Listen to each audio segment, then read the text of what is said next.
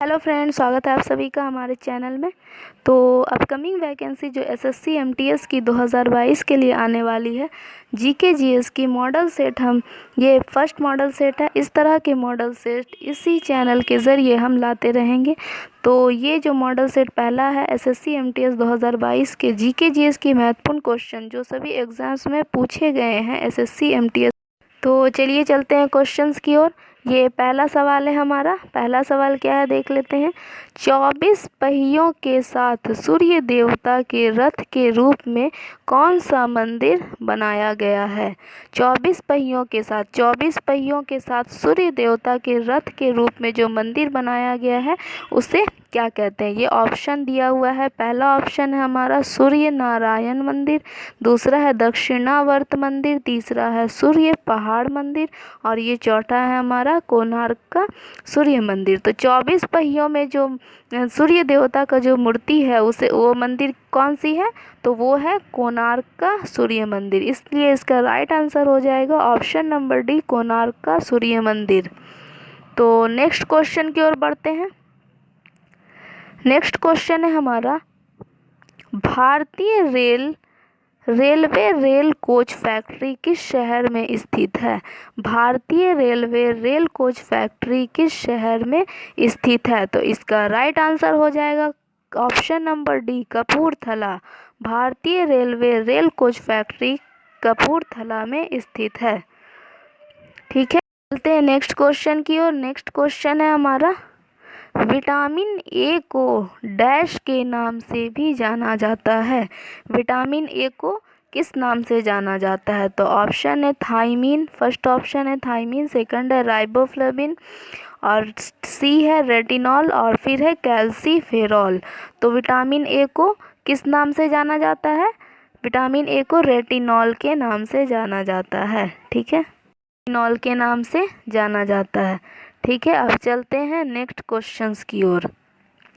तो ये next question है हमारा, कुछ जड़ें जिन्हें डैश कहा जाता है वे मूल रेडिकिल के अलावा किसी अंग से उत्पन्न होती है। वो ऐसी जड़ें जो किसी अन्य अंग से उत्पन्न होती है उसे कौन सी जड़ें कहते हैं? ऑप्शन है हमारा मुख्य जड़, बी है लट्ठा जड़, सी है रेशेदार जड़ और डी है आकस्मिक जड़ें।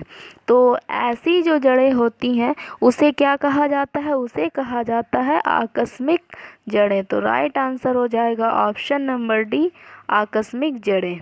ठीक है, अब अगला सवाल देखते हैं। अगला सवाल क्या है? नेक्स्ट क्वेश्चन देखते हैं क्या है। मकड़ियाँ प्राणी वर्गीकरण के किस वर्ग में आती है? मकड़ियाँ जो है वो प्राणी वर्गीकरण के किस वर्ग में आती है? तो ऑप्शन है हमारा एरेक्निड्स, एविस, सी है गैस्ट्रोपॉड्स और एंथेजुआ। तो मकड़ियाँ जो है वो प्राणी वर्गीकरण के एरेक्निड्स वर्ग में आती है। Option number A is the right answer, arachnids वर्ग में आती हैं। अब नेक्स्ट क्वेश्चन की ओर बढ़ते हैं। नेक्स्ट सवाल है हमारा, निम्नलिखित तत्वों में से किसका गलनांक सबसे कम होता है? ये जो कुछ 4 तत्व दिए हुए हैं इसमें से बताना है कि किसका गलनांक सबसे कम होता है। तो ऑप्शन नंबर ए है हमारा ब्रोमीन, ऑप्शन नंबर बी है हमारा जिंक और ऑप्शन नंबर सी है हमारा लेड और ऑप्शन नंबर डी हमारा कैल्शियम। तो बताना है। तो इसमें जो राइट आंसर हो जाएगा option number A is the right answer, bromine का गलनांक इन सबसे कम होता है। ठीक है, अब अगला सवाल क्या है देखते हैं।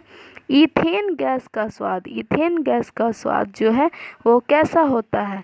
तो ईथेन गैस का स्वाद क्या मीठा होता है या फिर कड़वा होता है या फिर खट्टा होता है या फिर नमकीन होता है? तो बताइए कि ईथेन गैस का स्वाद कैसा होता है? राइट आंसर हो जाएगा ऑप्शन नंबर ए, इसका स्वाद जो है मीठा होता है। ठीक है, थोड़ा मीठा होता है। अब अगले सवाल की ओर बढ़ते हैं। अगला सवाल है हमारा, कंप्यूटर विज्ञान में रोम का विस्तारित रूप क्या है? यानी रोम का जो फुल फॉर्म है उसे क्या कहते हैं? ऑप्शन नंबर ए है हमारा random only memory, read out memory, read only memory. यहाँ पर रीड होगा, ठीक है, यहाँ पर रीड ओनली मेमोरी और रोटेशन ओनली मेमोरी।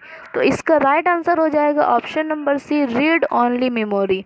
रोम का फुल फॉर्म होता है रीड ओनली मेमोरी। अब नेक्स्ट क्वेश्चन देखते हैं, निम्नलिखित में से कौन सा केरल का लोक नृत्य नहीं है, कौन सा केरल का लोक नृत्य नहीं है? ऑप्शन ए है कथकली, बी है थुलाल, सी है कायकोट्टिकली, डी है चप्पेली। तो इसमें से सभी मतलब कि 3 जो ऐसे लोक नृत्य हैं जो केरल के ही हैं और एक ऐसे हैं जो केरल के नहीं हैं। तो बताइए कि इसमें से कौन केरल के नहीं है? तो option number D is the right answer हो जाएगा। चप्पेली नृत्य जो है ये केरल के नृत्य नहीं है।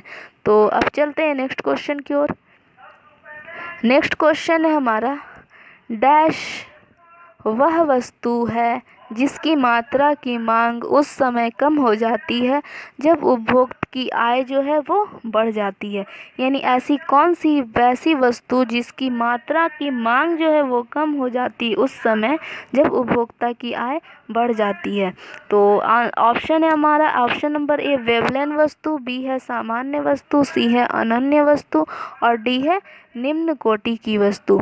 तो अगर आय बढ़ जाती है तो निम्न कोटि की वस्तु ही वो वस्तु है जिसकी मांग उस समय बढ़ जाती है। ठीक है, अब चलते हैं अगले सवाल की ओर। ये नेक्स्ट क्वेश्चन है हमारा, निम्नलिखित में से कौन सी प्रक्रिया वर्षा होने के लिए जिम्मेदार है? निम्नलिखित में से कौन सी प्रक्रिया वर्षा होने के लिए जिम्मेदार है, यानी कि वर्षा?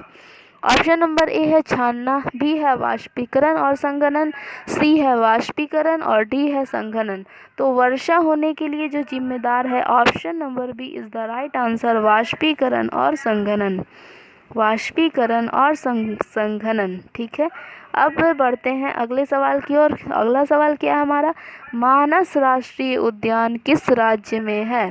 मानस राष्ट्रीय उद्यान, ये सवाल जो है ये बराबर एग्जाम्स में पूछे गए हैं। मानस राष्ट्रीय उद्यान, option number A Orissa, B है महाराष्ट्र, सी है असम और डी है सिक्किम। तो इसका राइट आंसर हो जाएगा option number C is the right answer, Assam. Manas राष्ट्रीय उद्यान असम राज्य में है। अब बढ़ते हैं अगले सवाल की ओर। अगला सवाल है हमारा, संगमरमर डैश की एक कायांतरित चट्टान है, यानी कि संगमरमर किसकी कायांतरित चट्टान है? Option number A sandstone, option number B चूने का पत्थर, ऑप्शन नंबर सी ग्रेनाइट और ऑप्शन नंबर डी मिट्टी। तो संगमरमर जो है ये चूने का पत्थर का कायांतरित चट्टान है, चूने का पत्थर का ये चट्टान है। ठीक है, अब अगला सवाल क्या है हमारा, चंबल नदी के तट पर कौन सा शहर स्थित है? चंबल नदी के तट पर कौन सा शहर स्थित है? Option number A Ahmedabad, option number B Ayodhya और option number C Badrinath, option number D Kota. तो चंबल नदी के तट पर जो शहर स्थित है वो है कोटा शहर। ठीक है, चंबल नदी के तट पर कौन सा शहर स्थित है? कोटा। तो option number D is the right answer हो जाएगा, कोटा शहर, ये कोटा है। ठीक है, कोटा। ठीक है, अब बढ़ते हैं अगले सवाल की ओर। अगले सवाल की ओर, ये नेक्स्ट क्वेश्चन है हमारा, तराइन का युद्ध पृथ्वीराज चौहान और डैश के बीच लड़ा गया था, यानी पृथ्वीराज चौहान और किसके बीच लड़ा गया था तराइन का युद्ध? ऑप्शन नंबर ए है महमूद गजनवी, बी है मोहम्मद गौरी, सी है बाबर और डी है हुमायूं। तो बताएं कि तराइन का जो युद्ध है ये पृथ्वीराज चौहान और किसके बीच लड़ा गया था? तो इसका राइट आंसर हो जाएगा option number B is the right answer, Mohammad Gauri.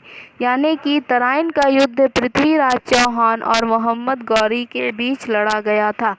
अब नेक्स्ट क्वेश्चन देखते हैं क्या है, द्वितीय विश्व युद्ध किस वर्ष में हुआ था? किस वर्ष शुरू हुआ था? द्वितीय विश्व युद्ध किस वर्ष शुरू हुआ था हमें बताना है।